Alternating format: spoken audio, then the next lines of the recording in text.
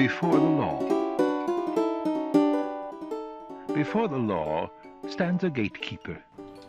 To this gatekeeper comes a man from the countryside and requests admittance to the law. But the gatekeeper says that he cannot admit him just now.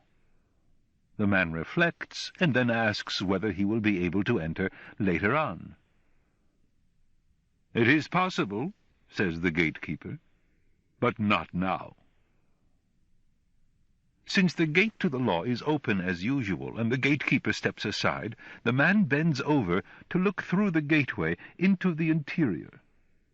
When the gatekeeper notices this, he laughs and says, "If it entices you that strongly, then try to go on in despite my prohibition. But mind you, I am powerful, and I am only the lowest of the gatekeepers. And from hall to hall, gatekeepers stand, each more powerful than the last.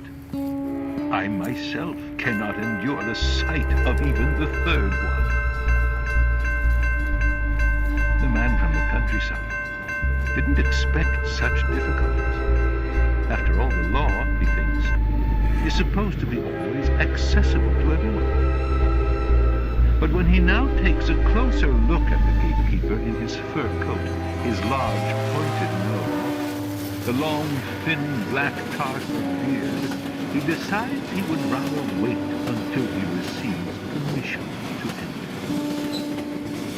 The gatekeeper hands him a stool and lets him sit down at the side of the door.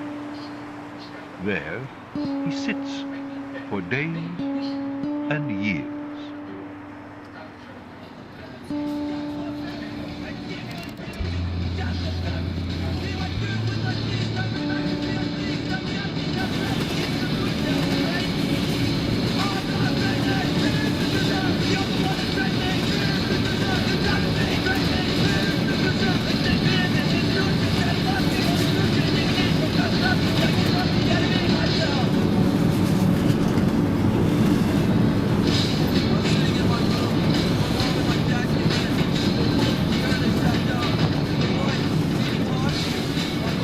Many attempts to be admitted and tires the gatekeeper with his requests.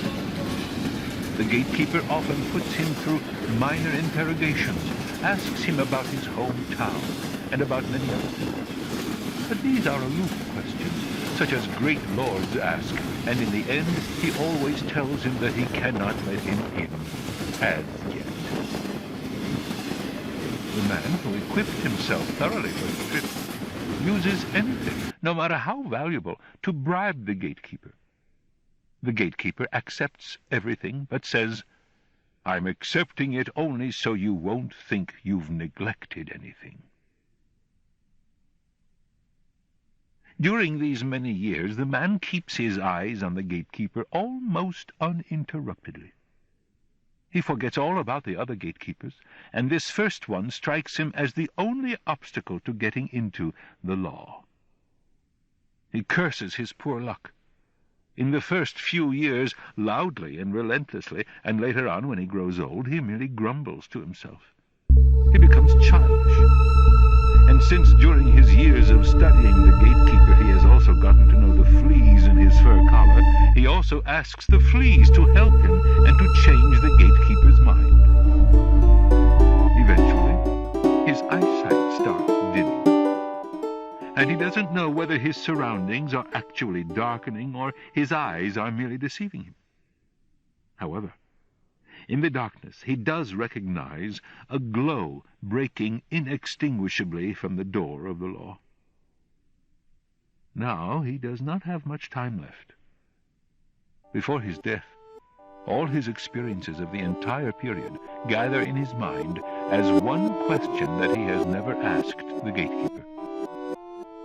He beckons to him since he can no longer raise his rigidifying body. The gatekeeper bends way down to him, for their difference in size has changed greatly to the man's disadvantage. "What else do you want to know?" the gatekeeper asks. "You are insatiable." "All people strive for the law," says the man. How come in these many years no one but me has asked to be let in? The gatekeeper realizes that the man is approaching the end, and so, in order to reach his waning hearing, he yells at him. No one else could be let in here, for this entrance was meant for you alone. Now, I'm going to go and shut it.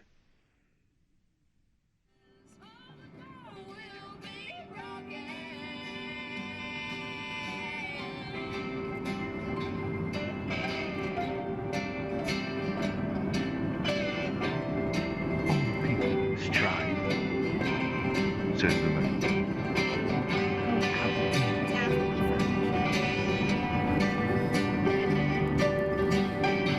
I don't understand what we're supposed to be reading today. I read it again for the many, many times, and I'm just going to go through it and try to explain it as I go, as far as I understand it.